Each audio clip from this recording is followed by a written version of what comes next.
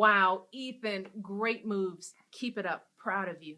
Don't slander the Icelanders, because that's right. We've got Brian Lorenz in the house who just took this deck to a wonderful finish, top 4 at the U.S. Nationals. So, Brian, absolute pleasure to have you on today.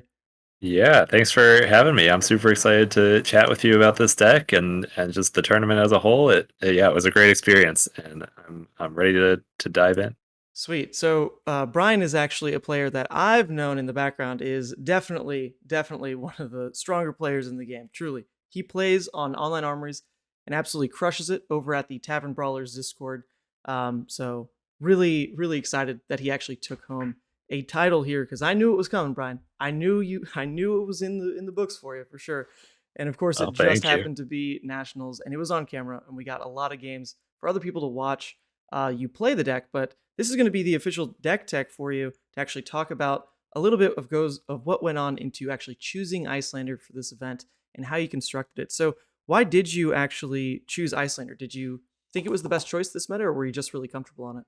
Yeah, so mix of both. I definitely value grinding a bunch of games on a deck. Like, I do not want to switch last minute and like roll up a week before with a deck that I'm not comfortable with. So I try to lock in maybe 2 to 3 weeks out, and I think that's sort of where I landed with Iyslander. And what I really wanted to target was Oldhim. I think it was pretty clear after the first week of Nationals that Oldhim was the deck to beat, and I wanted something that I had a comfortable Oldhim matchup, and then I felt was like good into the rest of the field. And I think the combination of those two took me towards Iyslander, and specifically a few of the card choices in this list were meant to beat Oldhim. Great. Or make that matchup more favorable. Yeah. Well, I mean, that's a great way to go about choosing a deck. If you think that one of the most popular, or at least maybe what other people think is the best deck in the room is Oldhim, then take the deck to beat it. Sounds like the right choice by me. So what actually went into the build here specifically that you want to highlight in choosing a deck? So I guess maybe I'll back up a little bit in that this deck is like the core is really built by you might know them on Discord, by Papaya and On Hit Effect. They put out a great video, like a 3-hour on the Roundtable of Wraith channel that like really dove deep into Iyslander and like at the time. So sort of took that core, played around with it, found the cards that I liked, what was working, what wasn't, and ended up just slowly refining towards this list that we see here. And I think, so maybe to call out my a card that people have been on, but I think is not in every Iyslander list, is the Sigil of Solace red. And that has really been, I'd say, the key card for me in the Oldhim matchup. Where I've seen people sort of say they want to take a hybrid approach, right? Like play at the Oldhim's pace. If he's going aggressive, you can chip in damage and like get him down a little faster. The way I was really approaching the matchup is just pure OTK Frost Hex. Like, I'll chip in when I can, but for the most part, it is cycle 1 through the deck is to play your 3 Frost Hexes, set up like 2 amulets and Insidious Chill, something like that.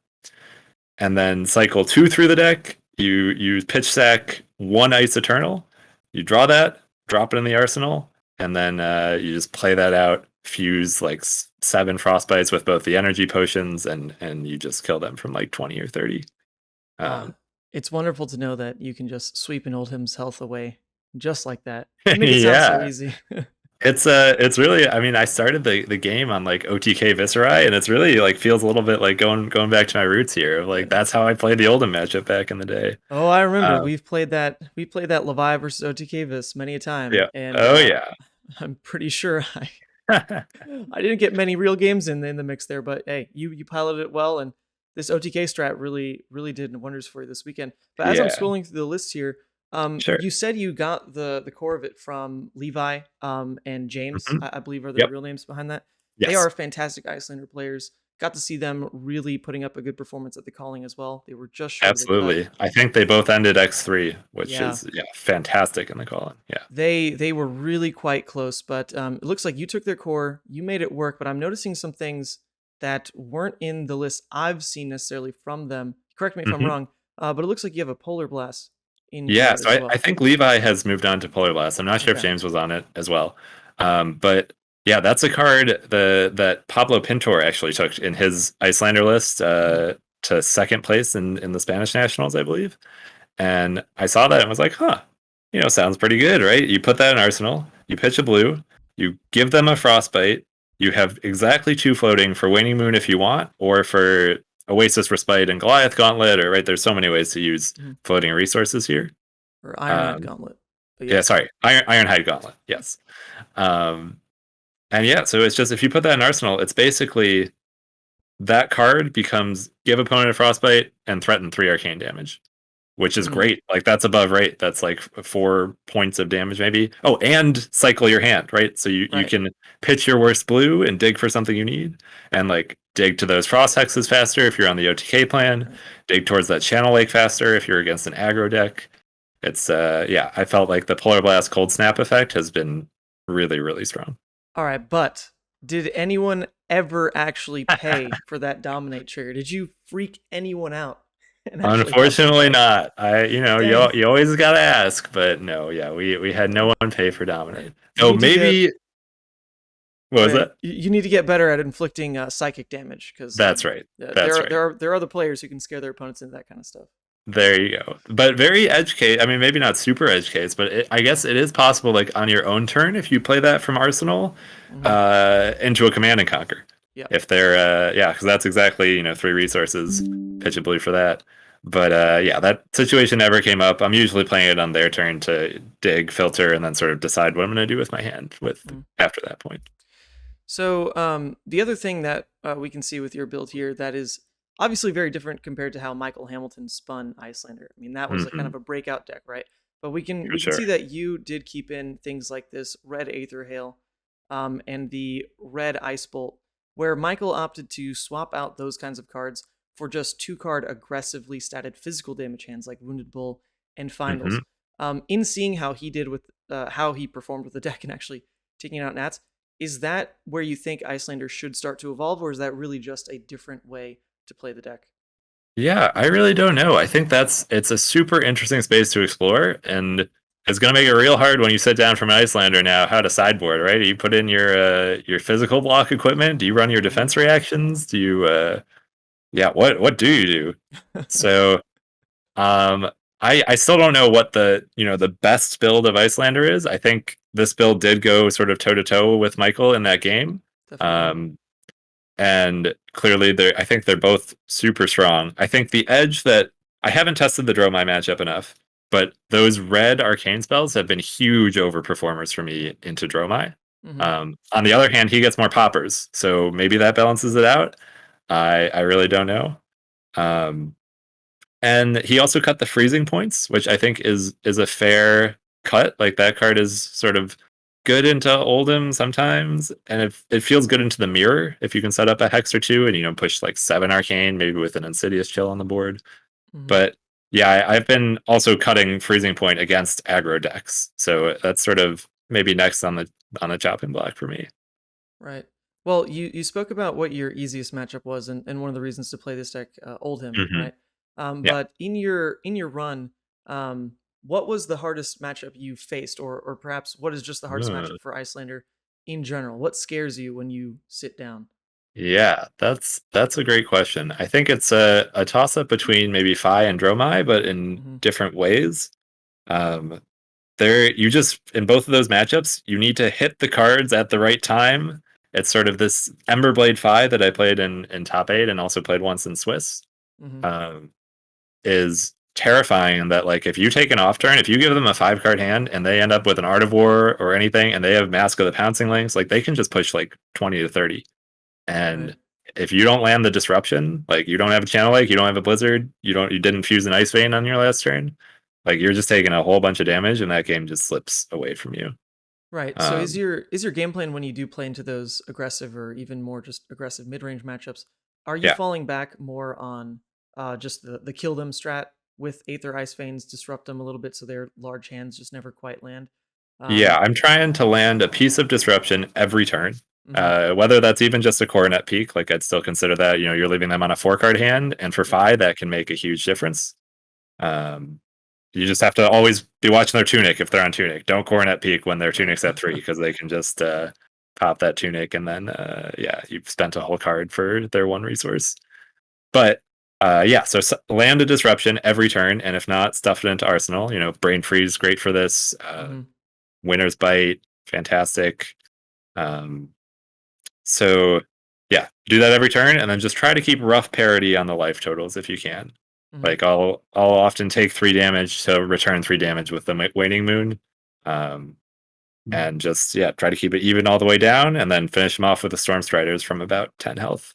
Right. Yeah, that's always going to be the benefit when you are slinging more arcane than you are trying to control, because that's definitely, I've seen a lot of Icelanders, actually actively play out Frost Hex, things like that into those aggressive matchups, which is just this card says 3 block, and it should 3 block in that matchup. But exactly, when you sling the reds, when you land that damage, that's when Storm Striders is just an absolute beautiful card to get ahead on that kill. So for sure. I mean, you say it's a hard matchup, but you did take it down. So I guess everyone. I did, I was 3 for 3 into 5. But reviewing that game, it was really a nail biter. There were things that could have been done on both sides. So it's super super close. Yeah. Well, we are lucky as a community to have your games recorded, because we can all definitely learn a lot from them.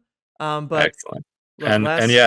I quickly mentioned Dromai as well, and that one you really need to line up you're running a lot of red arcane spells, and you want to be throwing one every single turn, because they just can't. They don't have enough blues to pitch to deal with. Like your perfect turn cycle is like red on your turn, and then blue from Arsenal, waning moon on their turn, and just rinse repeat over and over.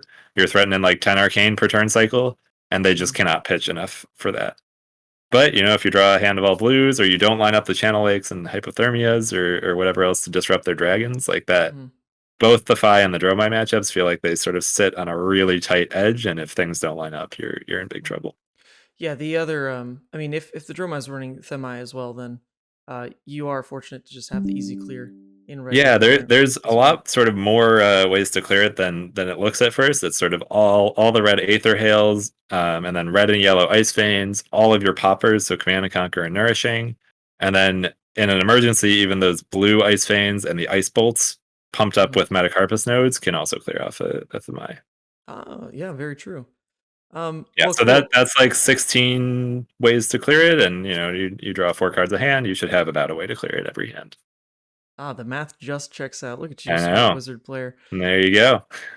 Well, this deck, and it is hosted on the wonderful Fabre website, actually has this wonderful functionality to save these matchups where you've already got the deck pre-boarded for everyone. So we're not going to go through that in this video, but if there's a couple matchups in particular that you think are a little tricky that you'd like to at least talk through once for us, for the people who are going to be looking at this deck list, looking at something like for example, we can look at the Rhinar matchup. When they see what you sideboarded here, can you give a little bit of insight as to why cards don't make the cut? Sure. Yeah. So I'd say Rhinar, first of all, is a matchup I don't have a ton of experience into. But yeah, what I'm pulling out is so first thing I evaluate, Command and Conquer or Nourishing Emptiness. I'm usually running one of those two. And I was just thinking Rhinar's got all the 3 blocks in the world. I'm fine with just running the one Nourishing. And then the rest of the board is you take out the energy potions if you're not against Wizard or Guardian. So that's just sort of auto out. And then the rest is sort of what kind of defense reactions do I want to play? I was thinking Sinks over Oasis, because I don't necessarily want to always be pitching a card on their turn with the Intimidate mechanic, or the timing doesn't quite always line up. And Blizzard being a non-block, not great. Sometimes they have Go Again right on big Blood Rush turns, but then you have to have your Blizzard not intimidated off the Blood Rush, and then you still maybe want to block after that. So that card felt a little clunky. I think there's maybe an argument to put Sigil in case it gets intimidated, but that was also, again, just sort of a non-block, and trying to keep my red count sort of not too high, right? You want to be keeping the appropriate amount of blues, which I find to be about 40, maybe a little more. About 40 blues. Well, the other thing about taking out Sigil is you don't really have to worry about the Reckless Swing life threshold, because your only attack is the Nourishing. So I think it's a pretty safe card to cut. But I notice, by the way, you don't have the Levia matchup saved in here. So we'll definitely have to reconvene and play some of those games, Brian. Sounds good. Yeah, I've got to say it's just honestly because I had not faced the Levia in preparation. No, maybe I faced one or two on Teleshire on the way, but yeah, I think we'd make some slight changes to that, but I think the core of it would be fairly similar. Yeah. Perfect. So in last question here, Mhm. in headed to Worlds in this huge tournament that's on the horizon now that you now have a PTI for, congratulations. Thank Would you. you look to still play this core of Iyslander? Would you look to play a different deck entirely? Would you look to pivot more towards Michael's version? Where does your heart take you? Yeah, so I'm really torn. I'm sort of gonna keep exploring, of course. I think Iyslander is still gonna be in a great spot in the meta. Mhm. So first priority for me is waiting till October 3rd because we don't know what's coming right there. That's the next banned and suspended announcement. So in case something changes, right, we got to be ready for that. Um, but in the current sort of meta, I expect there will still be lots of Oldhams, so I'd be a little hesitant to change that package. But Michael seems to be doing well into Oldhams all weekend as well. So Mhm. yeah, I don't know. I do think Iyslander is going to be on the rise now, Mhm. and I think his deck is probably a little better prepared for the mirror, having those. Right, if I come in with a red Aether Ice Vein, he just like blocks 5 and then comes back at me for 8 with a Wounded Bull or like 7 and gain a life. Like that exchange, I'm losing. So Yeah. yeah, if you're just expecting those two decks, maybe Michael's is more the way to go. What I don't know is how he plays into aggro, because I've been finding those red arcane spells off of Storm Striders at the end of matches, or even just having something like Command and Conquer is huge into Fi, whereas he's cut that card in favor. And in my head, like playing a Command and Conquer is a hugely disruptive turn, whereas playing a Wounded Bull, Fi is just going to take 2 damage. But like maybe you're okay with that because you have Storm Striders. I don't know. We don't So know. yeah, Hey, these are things more to to explore. test. More to Yeah, I test. mean he took the world by storm with this build, right? Like no one had any idea coming into the tournament. All I had was like looking at his previously streamed match was sort of my prep for my top 4 match against him. And yeah, I think it's super exciting times for Iyslander. You've got so many ways you can go and so many ways you can make your opponent make the wrong sideboarding decisions, which is, hugely powerful for you. And she's another one of those decks where you have the possibility to play her across all 3 formats in CC, Draft, and Blitz. So that added comfort in just sticking with a hero across a long event like Worlds is also For something sure. that's going to make this kind of deck look pretty appealing for people. Yeah, So, I think that makes a lot of sense. whew, Yeah, goodness, so get ready for some mirrors. I think that's where the meta might be heading. that's the biggest piece of advice in this. Well, Brian, thank you for joining. I'm going to be sharing this list for people. I mean, it's out there in the public anyway. For the people who want to start playing this version of Iyslander, sure, it's not the super spicy one to come out of Nats, but it still performed insanely well. Got Brian 1 game away from the finals. And as he said, it's a deck he only started playing relatively recently. So there's a lot to innovate on as well. Start looking at a list like this and start looking at Michael, start adding your own spice to it. There's a lot to explore. Iyslander, pretty exciting. Not as exciting as Levia, but hey, thanks for doing this with me, Brian. It was fun. Yeah, thanks for having me. This was great.